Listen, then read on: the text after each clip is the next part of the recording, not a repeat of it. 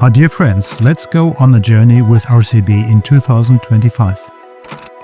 Mass balance is a big topic, not only for the oil. Ich finde, es ist umso wichtiger, dass wir als Azur-Netzwerk das Thema Reifenrecycling auf das nächste Level heben. J'ai commencé ma carrière dans le noir de carbone. We saw that there was indeed a possibility to use the filler as maybe some off-spec rubber. First time that a methane carbon black would be truly a drop-in. ReOil betreibt seit 2015 Europas größte Altreifenpyrolyseanlage. We will show you our newest development, our jet mill called OCX.